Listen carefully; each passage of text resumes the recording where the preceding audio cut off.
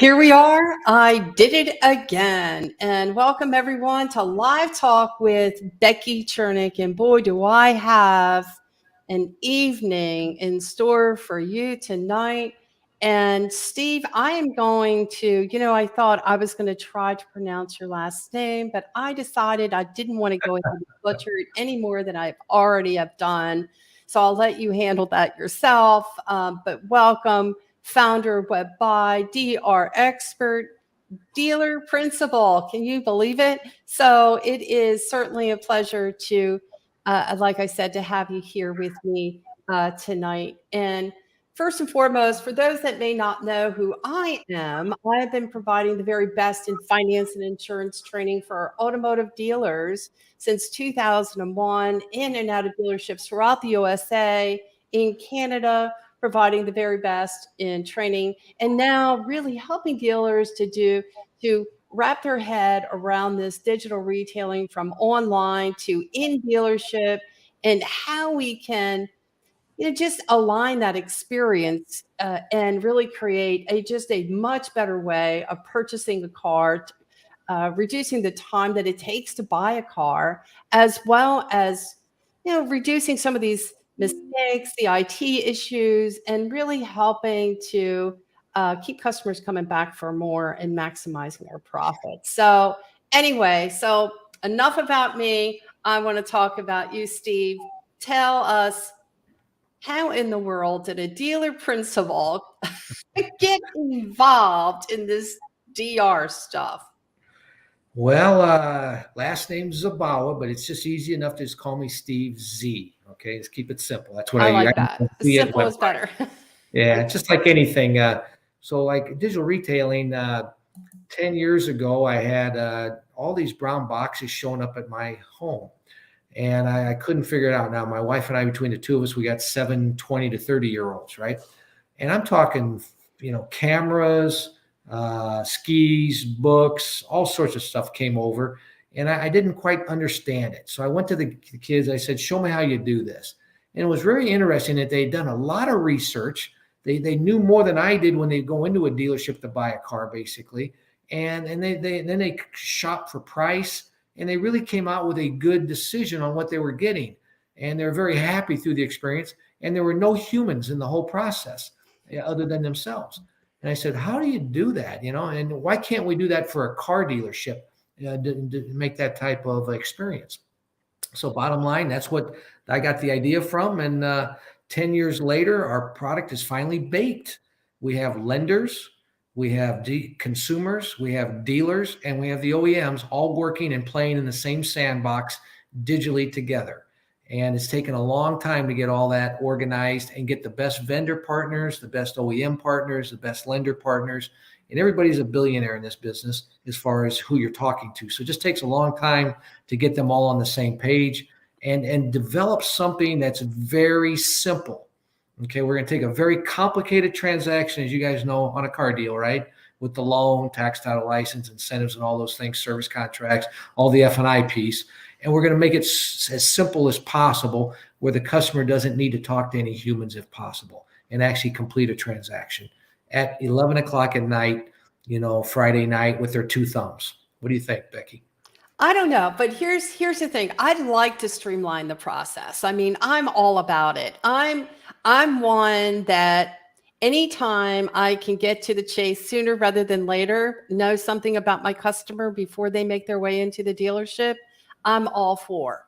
I've always been this way. I just think it makes more sense. In fact, I bet that there are other dealers out there who agree that a customer who does a little bit of their shopping or does shopping, is a little bit more educated, is the better customer to work with than perhaps a customer that hasn't done any of their homework before they make their way into the dealership. And I can tell you how many times we bang our heads up against the wall, like, here we go again.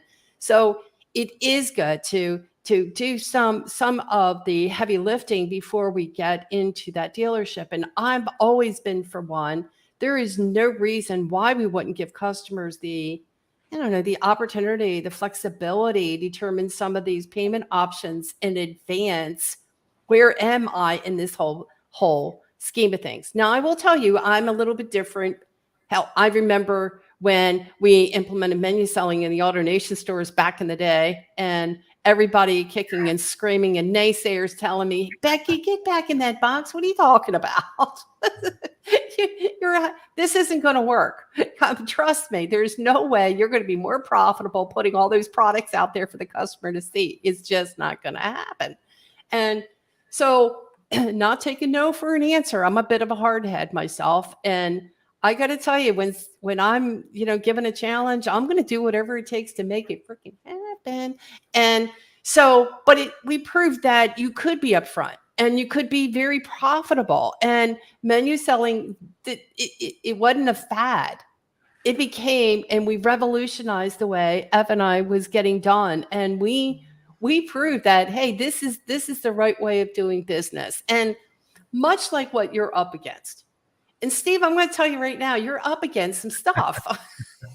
No question about it. Well, Becky, I watched what you did. You took a public company that was in the low thousands on a PVR, right? That's right. And you took them up to over $2,000. Yeah. So by organizing it in a streamlined manner, you took a complicated step sell transaction and you streamlined it into one presentation. Boom, here's your number. And here's all your products all together. You're going to save $600 by bundling it. And here's what's going to happen. And it's only $89 a month. And boom, instead of selling a $50 service contract, now you're selling 3 products for $89. And now you got 2 products per person walking out the door versus 1. And it was what you did was incredible. And I think all the other public companies have followed in line since then. And of course, the smaller auto groups like myself have done the same thing. And now we're up to $2,000 a copy from $1,000. And when you're doing 2,000 or 5,000 store or deals per year, right? That's a lot of money. So you've enriched a lot of car dealers. So thank you. We had a little bit of fun, and we again, everyone is a bit intimidated. I mean, hey, I've been successful doing it a certain way for so long. Who are you to come in here and tell us we're going to do it any different? And we went from the mega stores into the new car stores. And I take this experience with me, and I can relate to this quite with what we're talking about today, giving customers more information, and that's online and before they make their way into the dealership. One of the things, let me share with you, was what was very different at that time in these mega stores, and you might remember, was we were meeting customers at a kiosk in the middle of the showroom. And that was unheard of. It was like, what are you talking about? We wait until customers get into that F&I office before we talk numbers. We're not meeting anyone out anywhere to talk about anything. And so it was completely opposite of anything that we were ever trained to do in F&I that made us successful. Today, that's what you're asking. You're asking these F&I people you're asking a dealer. You're asking dealers to say, wait a second here. I'm going to start this F&I process online, giving customers the ability to pick and choose their financing options before they come into my dealership. I don't know, but you guys are drinking some kind of mean Kool-Aid. So you tell me how that's going to work. Well, I can put on one of 2 hats right now. I can put on my dealer hat. I know. Put on my bundling F&I products on the web online, right? So think about CarMax, okay? They've been super successful. Their stock price just keeps going up. They're adding mid-sized size stores now everywhere across the country, and they sell a ton of service contracts and gap. And listen to this. They don't have an F&I person in the office, in the whole building. They got nobody, all right? So it's really quite interesting that they got salespeople that play guitars full time with earrings on their deal and a little Tommy Bahama shirt and some shorts and tennis shoes as your salesperson, and they just coach them through the process. So the person's bought their car, they figured that out. You want to finance? Great. Fill out the credit app. We're going to shoot it off to 5 lenders. Why the lenders give us a call back? Let me just show you a video of a service contract and a gap program. 7 minutes later, the offers come back. They pick out which one they want. And, oh, did you want that service contract? Yes, I do. Okay, just tag that on there. It's an extra $23 a month, whatever it works out to. And by the way, we suggest you get gap. And that's how it's handled, streamlined. And that's a digital deal, but in a showroom, okay, environment, okay. But they've masterminded that over the last 15 years. And they're selling, their take rate is 60 to 70%. I've got this highest powered closer you ever seen in my office at the Rimrock Subaru store, and he's only at 50%. And I used to be at 37%. So I'm thankful for him, but it would be nice to get 60 or 70% take rate, right? So Yes. how do you do that? How do you get more products sold? You do the menu, right? And we're the first digital. I'm going to put my other hat on right now, my digital retailing hat. Okay.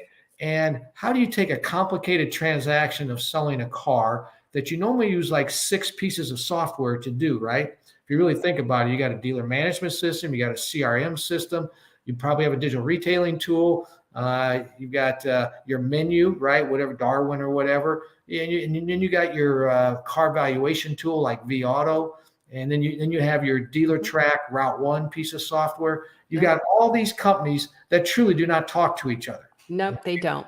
Part. And that's why you need a mastermind, an 8-player desk manager doing everything up at the desk, and he's getting stressed out all the time because he's got to bring those 6 things together and make the consumer happy at the same time, right? And make the bank happy, right? That's right. So to make a consummated deal. So now how do you do that online at 11 o'clock at night with no humans?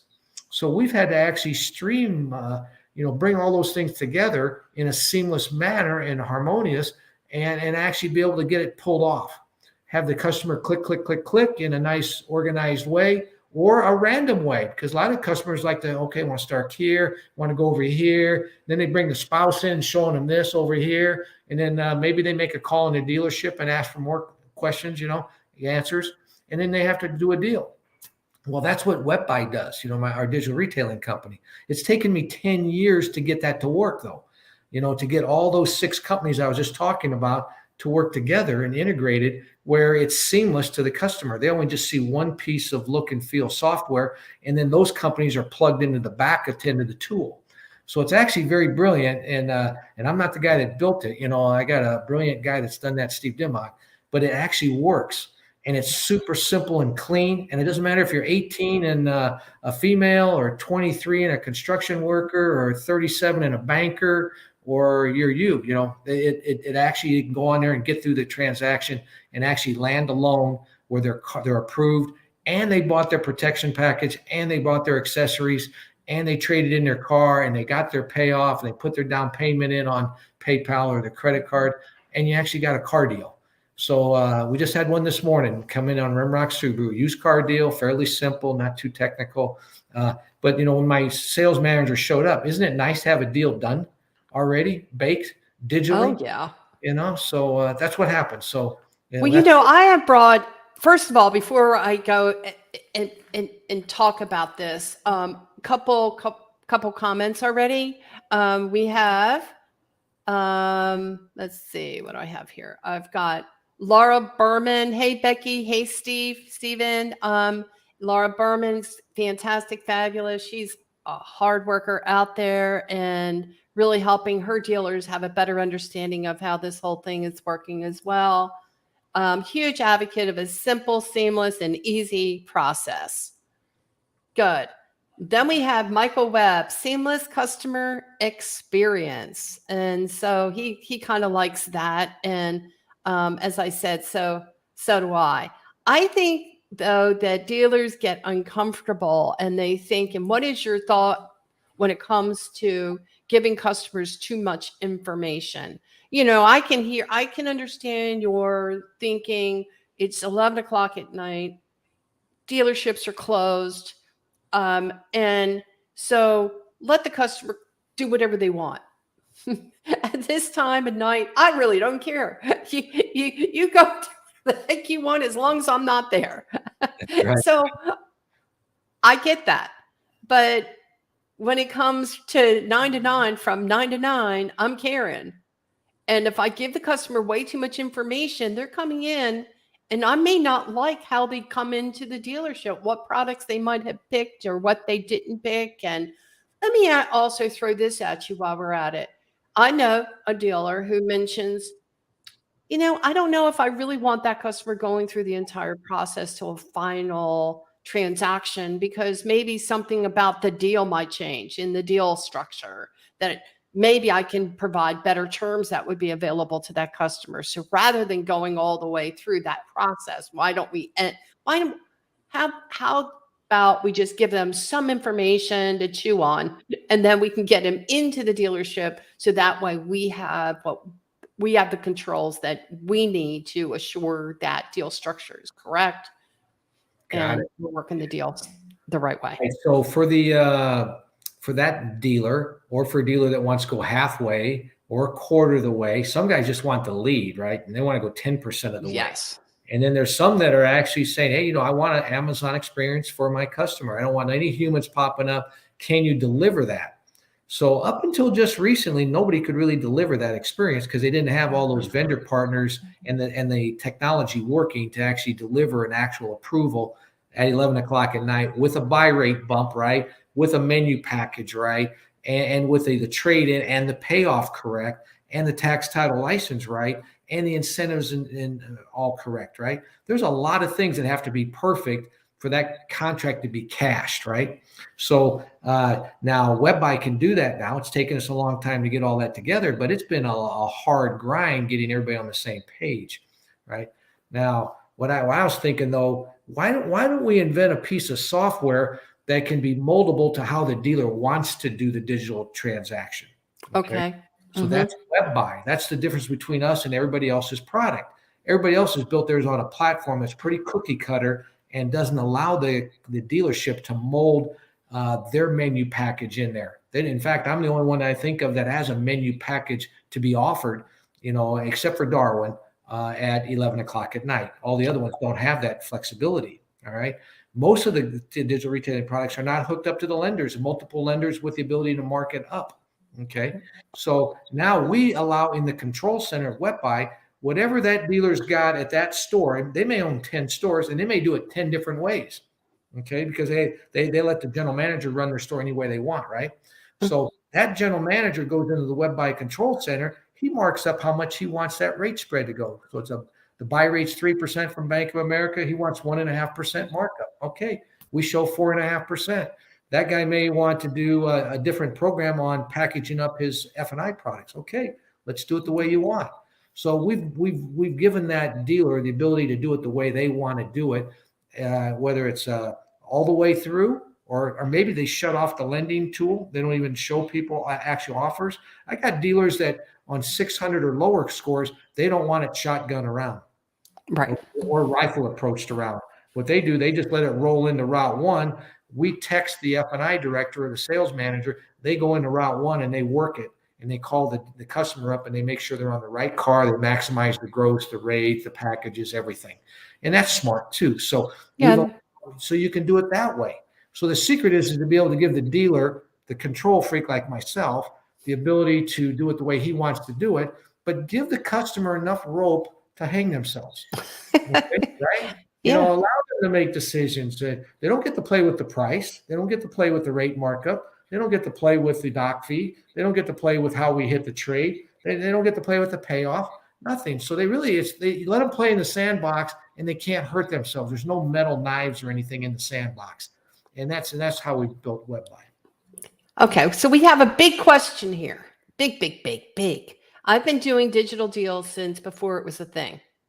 And here's where dealers are currently missing the target. Buyers do still want experienced professional car people to guide them through the process.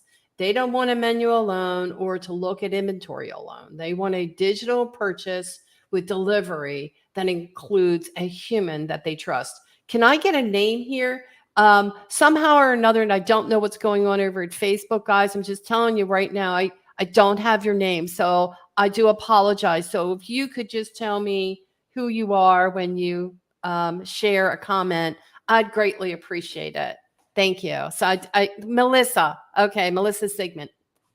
All right, Thank you, Melissa. I don't know why you're not popping up, but we're having that issue here tonight. But thank you. So what do you say about that? I think it's a great question. It is the ultimate question, actually.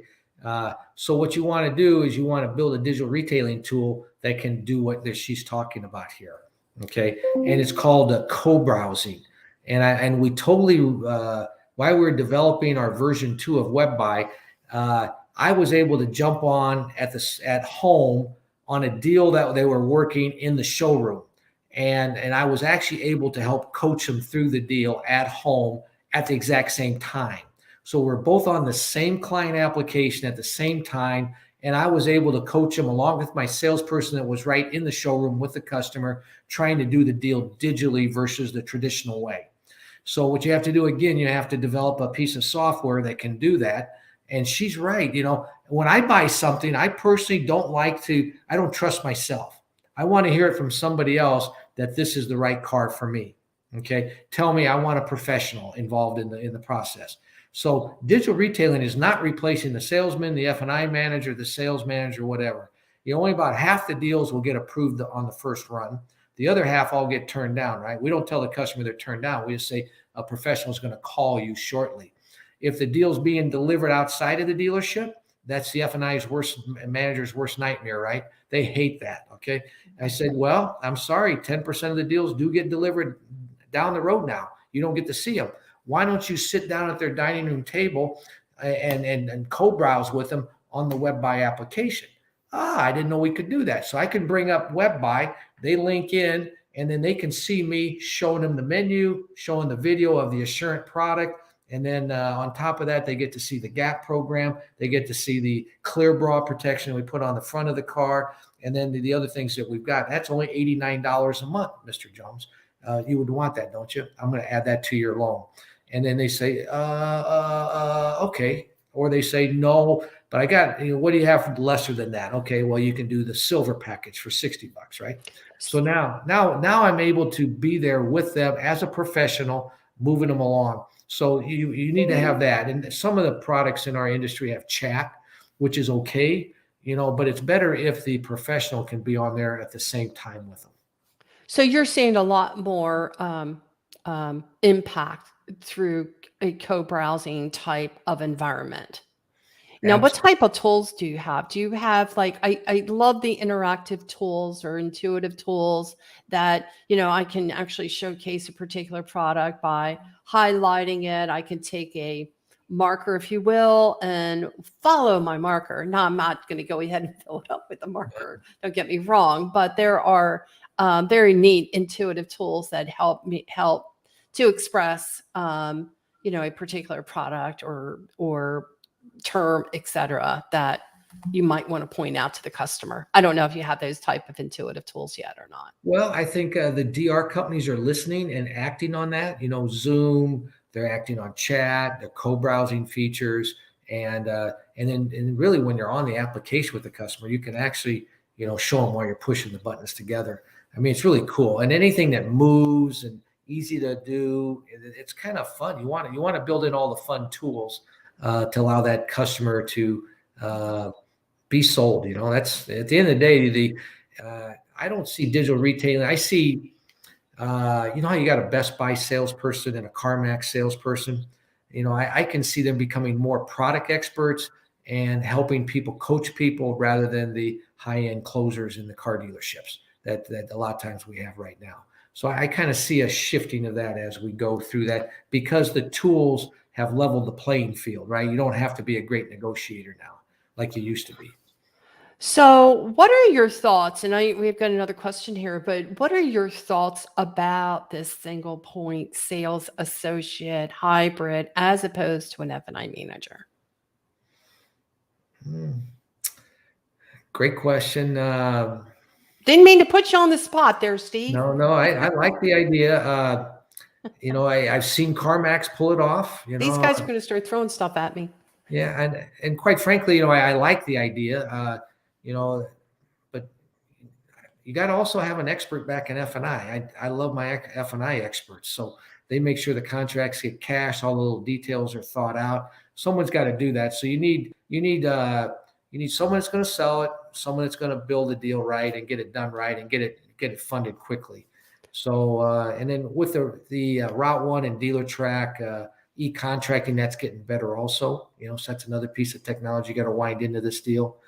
So I don't know if I answered that very well, but I'm open-minded either way on that. Whatever works for that dealer, I'm for that. But they better be completely committed, whatever way they're doing it. You can't put one toe in because it's never going to work that way. In fact, I had a service advisor today quit me at Rimrock Subaru.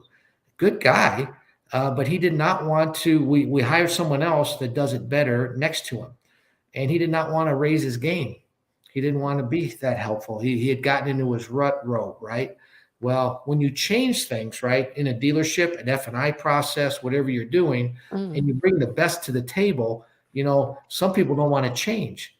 And that's the problem with your question, where, will that person change? Will the dealership change? What about the desk managers? I got a couple desk managers that like to do it the old way, Right.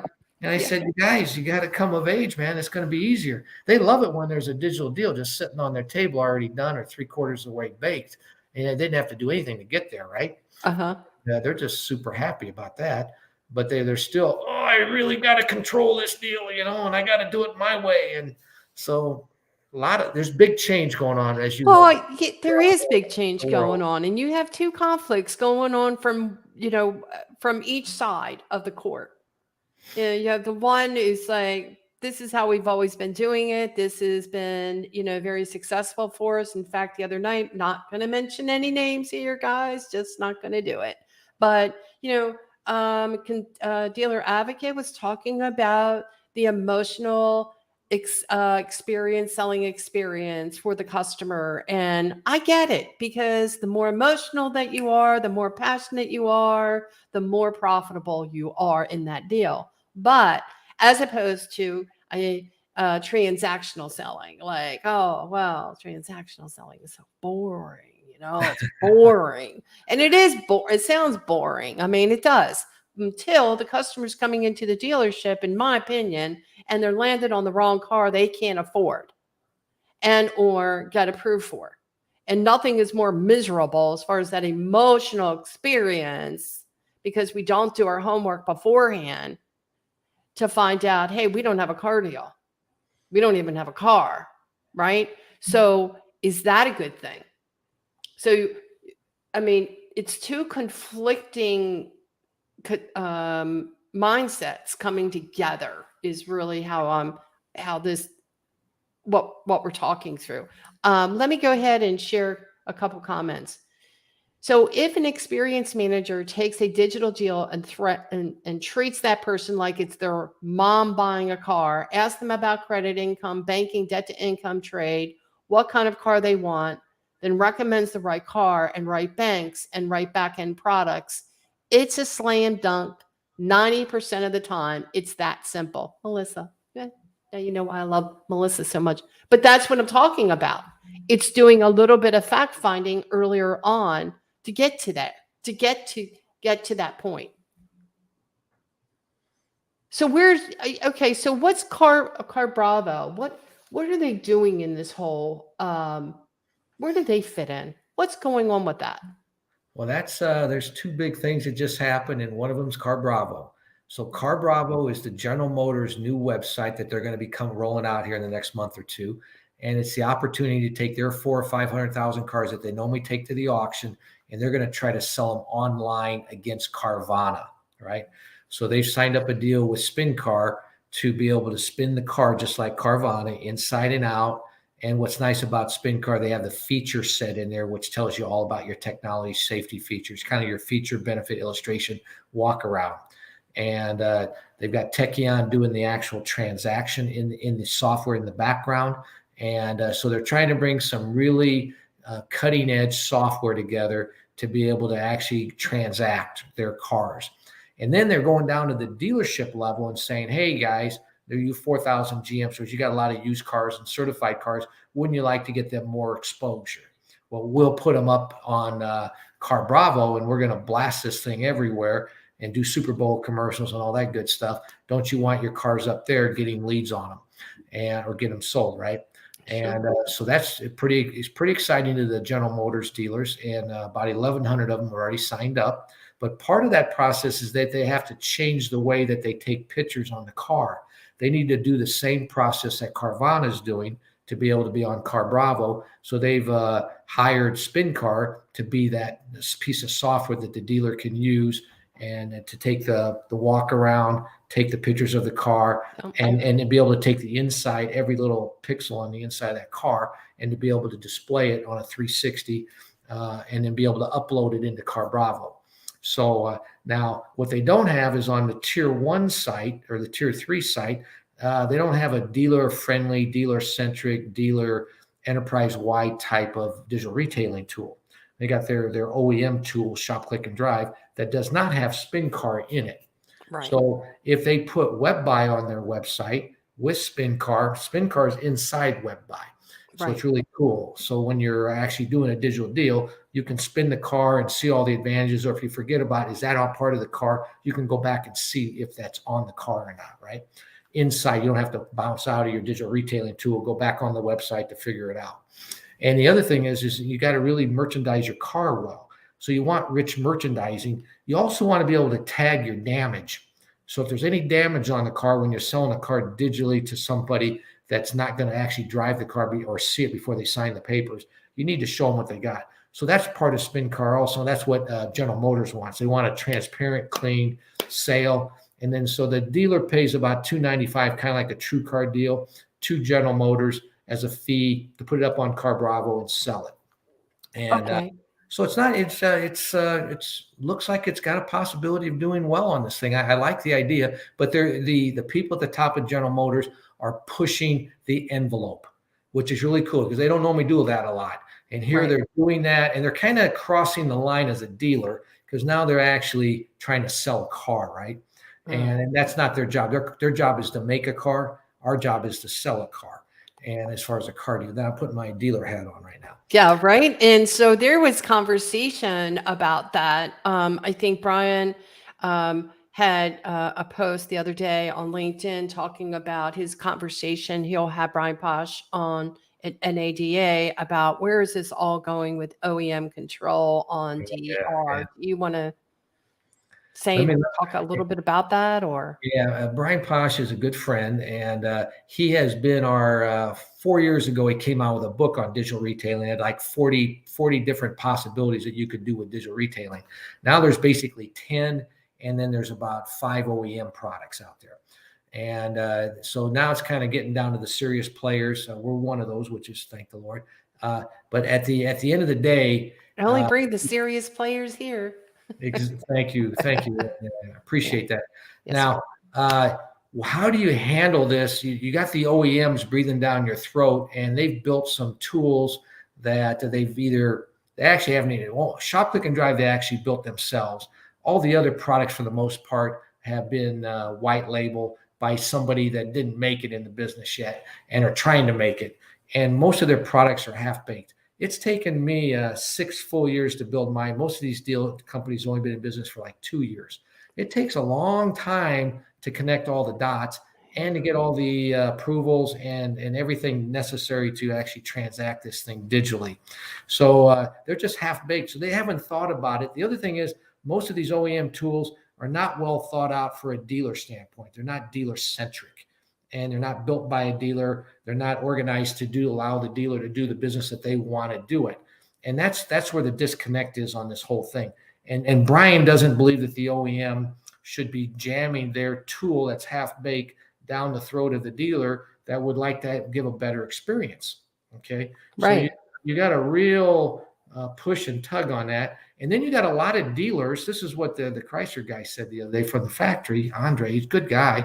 He goes, I can show you. No, actually, it was a Ford Direct guy that said this, the head of their digital retailing experience. He goes, I can show every dealer, all Ford dealers, 3,000 of them. I think this is your best product. And half of them will say yes. And the other half will say, are you crazy? This is not. Yeah. So it doesn't matter what you throw at the dealer. You need to give them dealer choice. That's Brian's pitch. Give them some choices. Okay. So Subaru, when I first came out, I built WebBuy. They said, no, you can't put WebBuy on your dealer.com website, Steve. Sorry. I said, okay, let me think about this. You build them, I sell them. I build a digital retailing tool that's better than what you put that you're giving me. Only got one choice. And you're telling me I can't put that on there? And Tom Dahl said, that's correct. So after about a year and a half of the dealer councils and everybody, they finally said, you know what, Steve, we're going to give dealer choice in this case. So now they've given, there's 10 different digital retailing tools that are certified through Shift Digital to be on a Subaru store. But, it took a lot of convincing to the top guys at Subaru to give us dealer choice by a dealer and an IT guy. Just happened to be wearing two hats at the same time. I had the same problem at General Motors. They wouldn't let me, only shop, click, and drive. Sorry. I said, really? Come on, guys. So Kurt McNeil and a lot of good people at General Motors said, let's bring it on up here, show us what it looks like.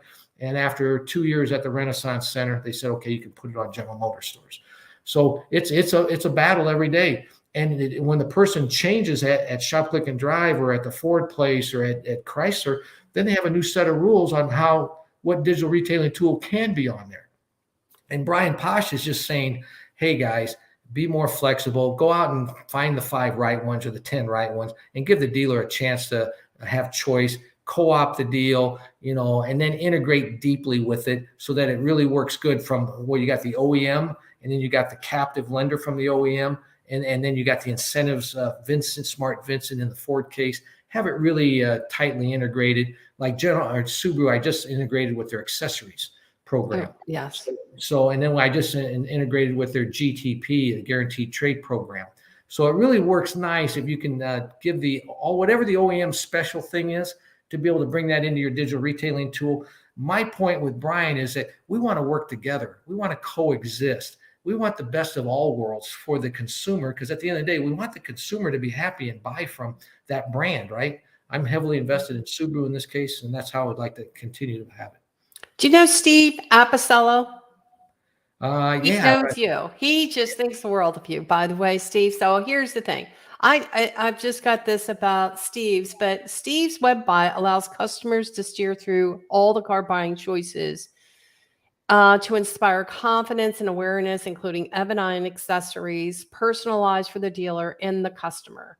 Regarding Melissa's comments, some buyers want the full digital experience, some want to engage in person at the dealer, and others are somewhat in between. So for dealers to succeed in 2022 and beyond, we must create this frictionless conduits for however the customer wants to engage before and after the sale. Boy, spot on, Steve. That's spot on.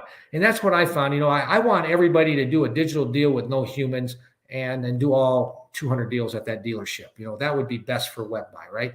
But that's not what the consumer wants. That's not what the OEM truly wants. And that's not what the dealer wants. You still want the customer to come in, experience a great demo, drive the car, make sure they're happy with it, go back to parts and service and see where they're going to be doing business in the future, meet the faces back there. Have someone that's an experienced F&I manager that can show them their different choices on protection, and then have a good manager that can just, thank them for doing the business. So it's still going to be the car business. Carvana, you know how many humans they have?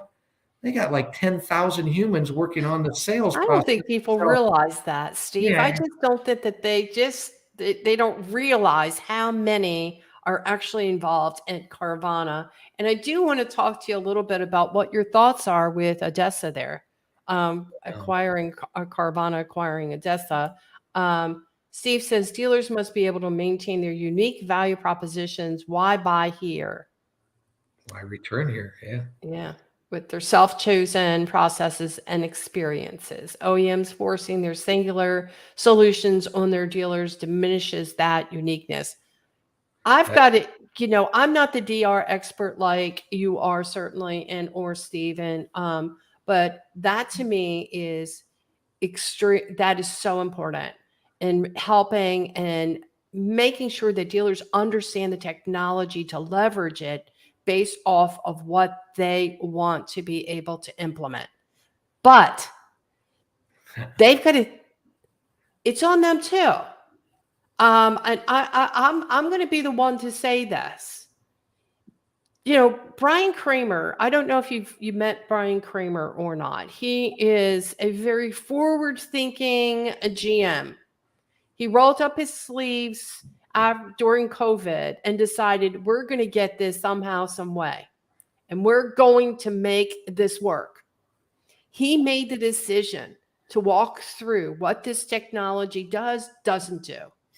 and how he wants it to work within his own process, his dealership. And he's done a phenomenal job.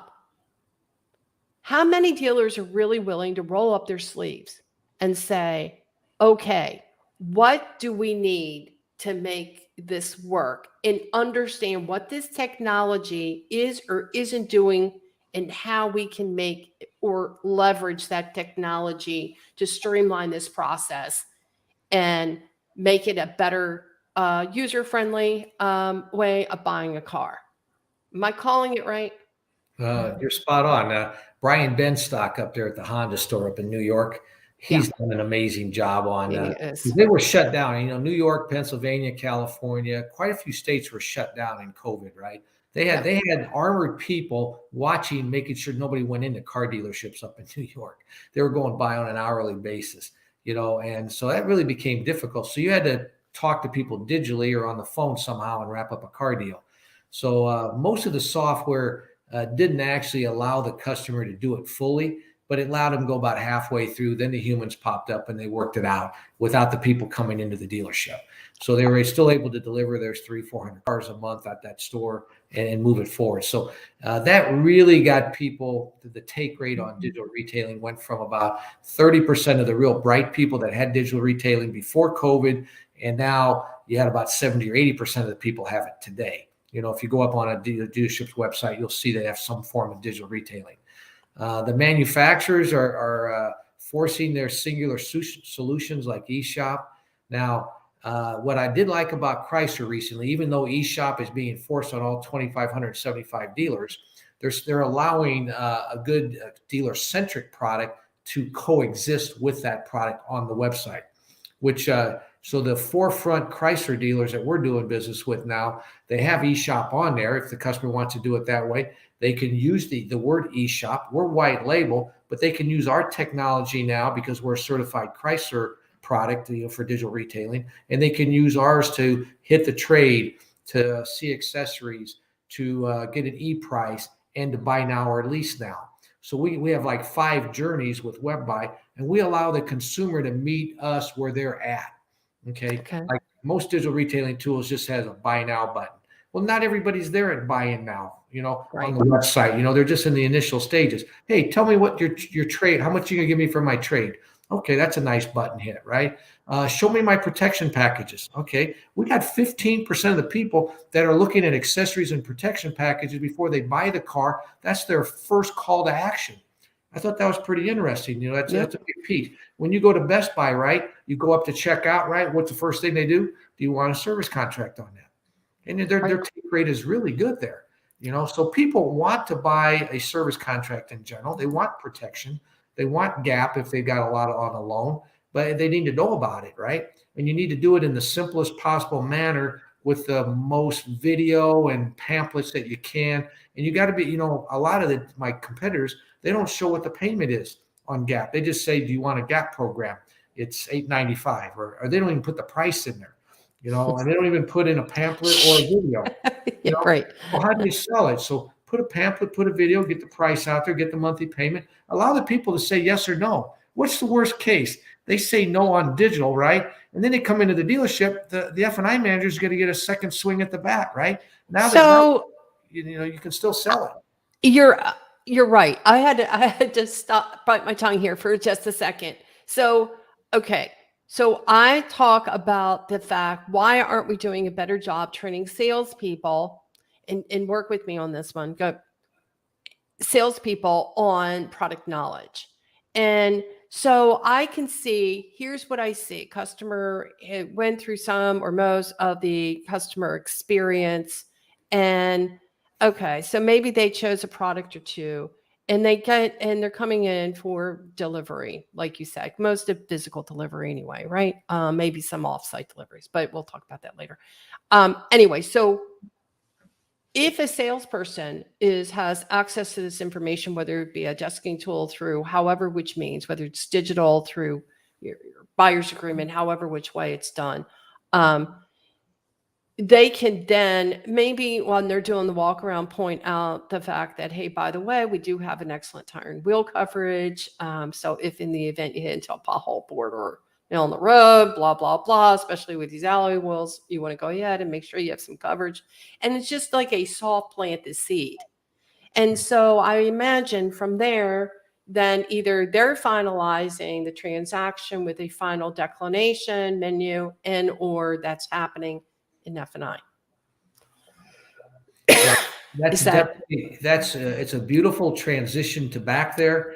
And what's happening is normally like on the accessories, I got a huge take rate on accessories, just displaying them, the monthly payment, and then the picture of them.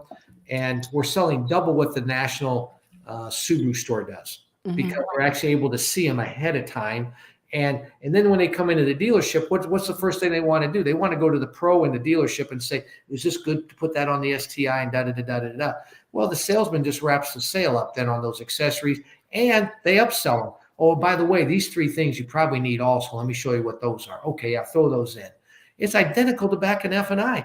We prep them, right? We're selling them, and they're getting an opportunity not to have high pressured into a big decision quickly. Now we've started this thinking of protection packages, gap, whatever the other products are, the 3-for-1, the windshield, whatever product that they got, and they come back there and now they're relaxed and they want to get some questions.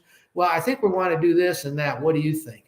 And then they're going to say, well, I think you could do that, but I would get this package. It's got 4 things in there. You're missing the wheel and tire, and you're missing the key fob. And look at what we can get you, right? And it's only $11 more. So do you think that, and you've been in the automotive business for a very long time, and you seem like a very, very smart man. Do you think you can train salespeople on product knowledge? There seems to be maybe 50% out there who feel as if whatever you do, whatever keep that salesperson in the dark, because whatever that you train them to do, they'll give up the farm. Not been the case from my experience. I've never run a deal that way. So I try to make sure that they got great product knowledge, they got great sales skills, because they're my next F&I manager, right? And they're going to be my next Dex manager, and they're going to be my next GSM, and they're going to be my next general manager. Oh, you think in the future, huh?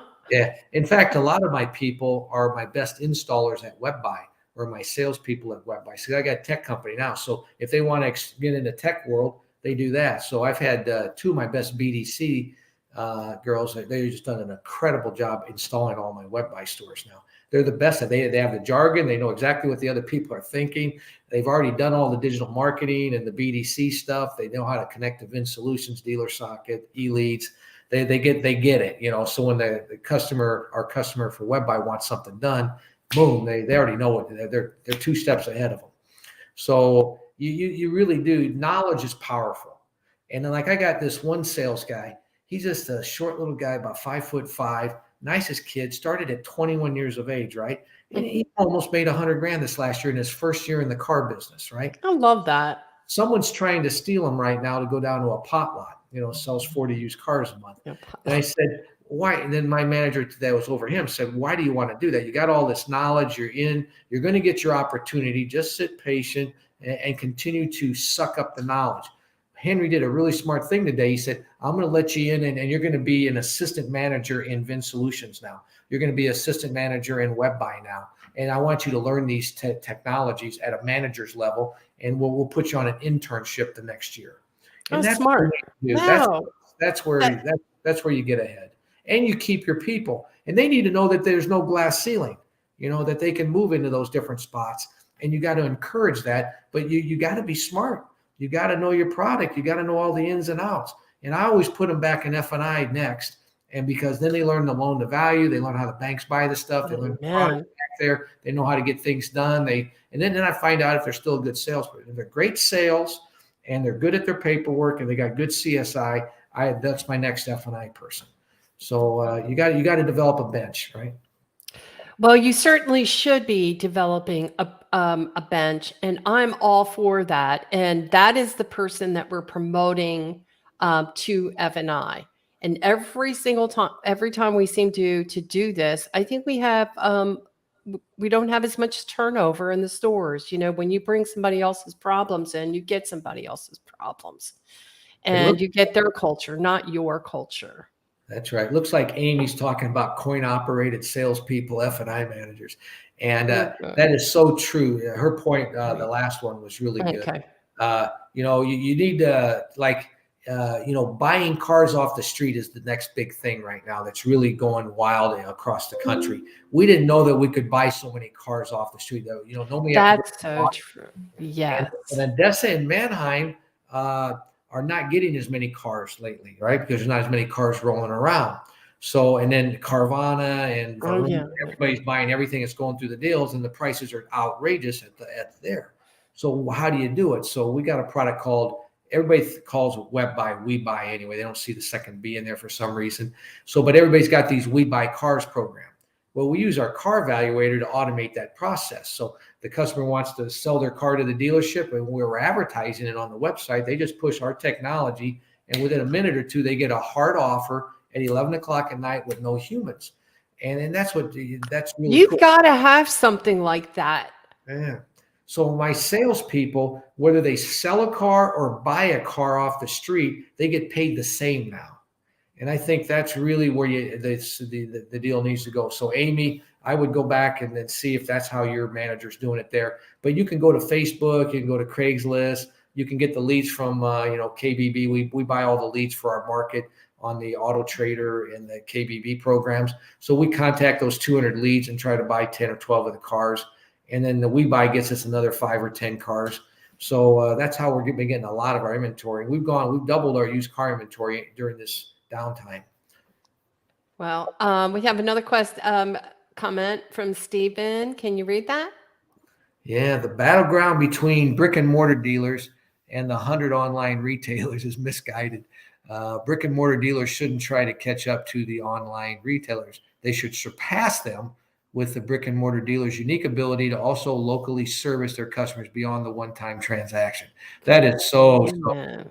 The 100 online retailers are just selling cars for now.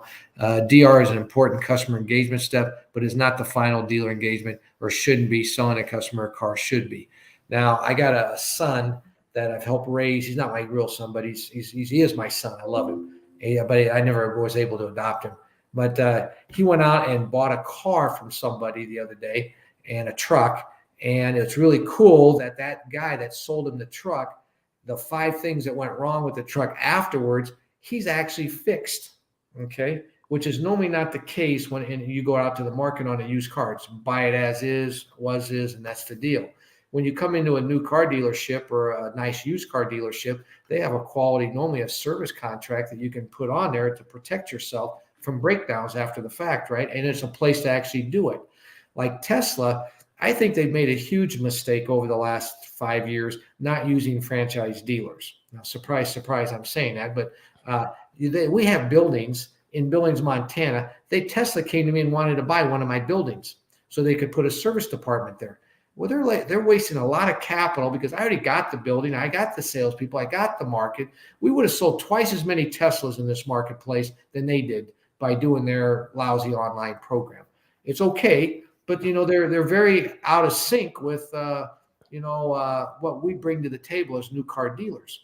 And on these EV programs, now here's one that can really stir up the stuff here. Yeah. Ford Farley just came out with a deal that they're going to try to sell their EVs outside of the franchise system. Right. Farley right now, that's a huge mistake. I went to a North Carolina dealers convention the other day. I have friends in North Carolina that use Web Buy, and I went down there. And they had a 15-minute video to start this show on why North Carolina new car dealers are the best people to sell the electronic cars, okay, the EVs. I thought it was very proactive, and it was very warming to me as a dealer to say, oh, we need to be asking for this business.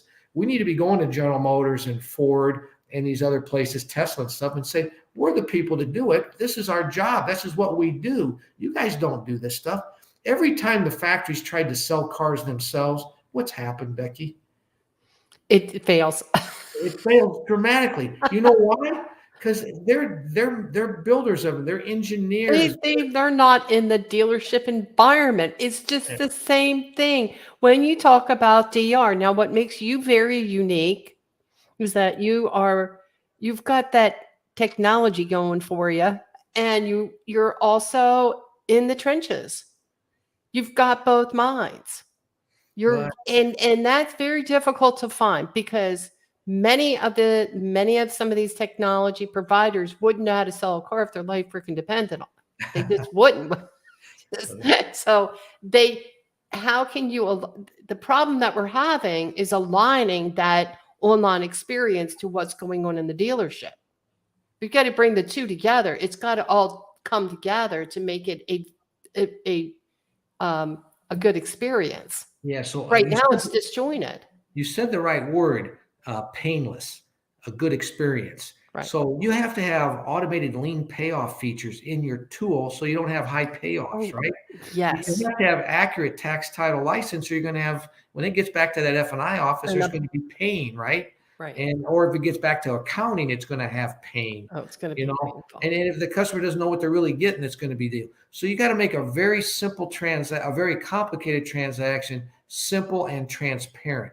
And So I don't mean to cut you off, but I think you're saying a lot of important things here. And I just want to make sure that it's hitting home for those that are listening to us. But so your web buy, how does it handle taxes and registrations? How is that all? How's that process? How's the process work? So we ask for the customer's zip code area. So they put that in first. And then we're hooked up to ATC out of Centennial, Colorado. They do out-of-state deliveries for car dealers, right? So they arrange the tax title license, and they get the check from the consumer, and then they have the license plates Federal Express to their house, right? Mm-hmm. So they know in their API, they know all the tax title license in every little county, city, through the whole 50 states. So when you go up on web buy, it doesn't matter where you're buying the car from, we're going to get the tax title license to the penny. Wow. And if the dealer's doing it different than how they're supposed to be doing it, we've even built a control center where they can do it different. Because a lot of dealers in Chicago don't do it the way they're supposed to do it. Yeah. They just do the old-fashioned way they've been doing it. So we allow them to do it that way if that's what they want to do. So that's how we get tax title license correct. So we have a vendor in the background pinging. So say if you're in some part of Chicago, and there's 10 different municipalities within that one zip code, right? Mm-hmm. You ask them, which one are you in? And when you hit that, now they're in the right tax title license and in that municipality, and everything's correct.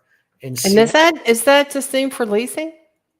That's same for leasing, yeah. Wow, that's amazing, because I know Chicago is a nightmare when it comes to that as well. And every time we put on we're in like 45 states now. So we've gone through whatever those unique things are in that state. Like in Virginia, if you got a 3/4 ton pickup truck, there's an extra $35 fee.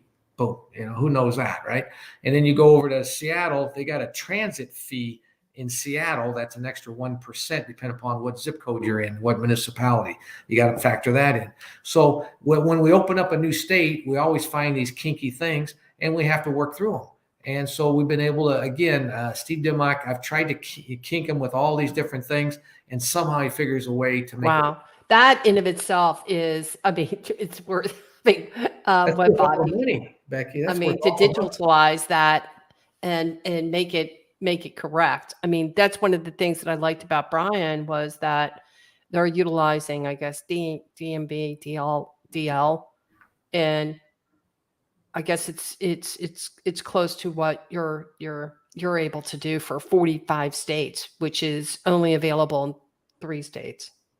Well, you got the same thing on incentives, rebates, and residuals, right? You got to be very accurate there. There's only 1 or 2 vendor partners that can produce the right things. And when we've been shopping in the background, so we put one on and it was like 95% accurate. Now we got one that's like 98 to 99% accurate. So, but you have to change your whole software out, and you have to go renegotiate with that vendor partner, and you got to make it work within your software. So there's a reason why I have no hair. Okay. Well, I'm telling you, that's why I wanted everybody to hit home on this a bit, because how important this is. And I can tell you how many dealers struggle with CIT because of registration tags, out of state, out of, it's just horrendous. The problems that we can continue to have and so this would be certainly ideal. Well, and to your point there, the market has shifted over the last year because of the shortage of inventory. So the customers are looking for that car, right, wherever it's at, and most of the time it's not at their local dealer. So they're having to go 2 states over, 3 states over, and if that digital retailing tool can't handle the 50 states, that's a problem.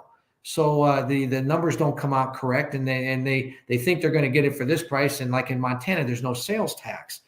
But over in Seattle, it's 10.5%. So that's a big swing in a deal. That's a lot of pain point. So you really need to have something that's flexible, accurate, and can sell in all 50 states. Amen. I mean, yes. I'm just reading through some of this. That's awesome. It has to be 100%. And then let's see, it's why she has wrinkles too, because and then here comes Ted Ings. It's better late than never, Ted. You know Ted Ings, Steve? Yeah, let's see what he's got today. You got Batman. Do you know Batman, Mr. Fixed Ops? He's got the Fixed Ops Roundtable, and he has been working diligently. And meanwhile, thank you very much, Steve, for Ted, for reminding me. Got to keep my men right. I'm having the digital age, and so it's gonna be a great forum. Ev and I Master Series, and it's going to be about the digital age. And I talked to you, Steve, and you mentioned that you would certainly be on and providing a panel on what's going on the digital age and web buy. So looking forward to that as well. But I just wanted to remind everyone that don't forget about the digital age. Please sign up. And then we have Ted Ings Fixed Ops Roundtable, and that's March Magic, and that's coming up, I think, in a week. So definitely need to take advantage of that. And so I'm one of the few that was just honest. Take care of people's views. Mr. Coons can verify he treated people, and so did I. I bet I know who this is. Morrow O'Connor. Do I have that, Morrow? Is that right? Is that you? And Morrow was one of the few that was just honest. She takes care of people's views. Yeah, that's got to be Morrow. She worked for Mr. Coons. You know Mr. Coons and Jimmy Coons in Maryland. There's many. Yeah. Well, actually, I'm working with his son-in-law right now, trying to get web buy into 3 of his stores. They love it. And the reason why they got a hold of us, they do the We Buy Car in a big way, and they want a better functioning tool. And then the same guy that does the Coons stores for all their video and their advertising does my store in Billings, just by chance. So I'd like to get that deal done. So everybody needs to come out and see us at the NADA. It's going to be quite the show out there in Vegas. We got a huge booth there. We're giving out lots of nice stuff, but it's a chance to really look into web buy and see if it's better digital retail experience than what you're currently offering. So, Becky, thank you very much for having us on tonight. And it's a pleasure. So I just wanted to finish up here, and yeah, it's definitely a pleasure. I can see that we're like a couple minutes over our time. And so is there last things you would like to share with the group before we call it a night? No, I just want to thank you, and I love your following. I've got to know them a little bit over the last couple of weeks, so you've got a great following. This is a really important topic: transparency. F&I is, the #1 profit center in a car dealership, and we need to do it really well. And we can be transparent, and it's actually the menu deal has changed our world. It's so much easier to sell it. Our PVRs doubled. So we just need to continue moving to a more transparent, quicker society. And people's time is very, very important. And I found that out the hard way. Most people do not like coming into my dealership and spending 6 hours buying a car. They won't tell you that. but they don't. They would probably do. I had a little old lady that came in and did a digital deal in 30 minutes. And she said at the end of the deal, she goes, Steve, now I've been in your showroom 5 other times and it took me at least 3 hours to get through a deal. Why did this only take 30 minutes? I said, Same. well, it's just we strung it all together and made it simple. And she said that she was really happy about that. So it does make a difference. And for all the old car dogs that are listening tonight on the traditional way of doing a deal, yes, you're still important.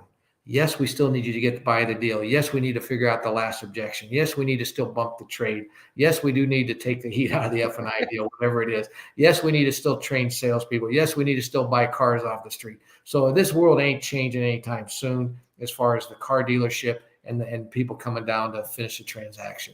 So the car business is awesome. I really love it. And let's just bring these two things together like you talked about at the beginning and do a really good job molding your system to how the consumer really wants it and make them happy, quicker, better, faster, right?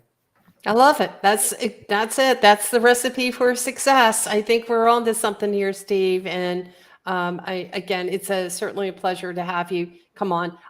For anyone who would like to reach out to Steve, he shared his phone number. It is 406-670-8100. Is that right?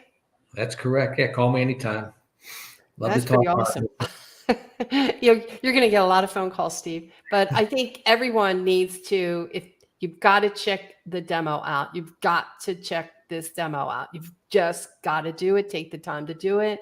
When I did it, I'm highly sold on it and very impressed. He's worked very hard. It's seamless. It really is. It's a Amazon experience, to say the least. So again, thank you guys. It's a pleasure, and we'll see you. We'll see you soon. Let me get that finger over here somewhere. Thanks again, guys. Bye.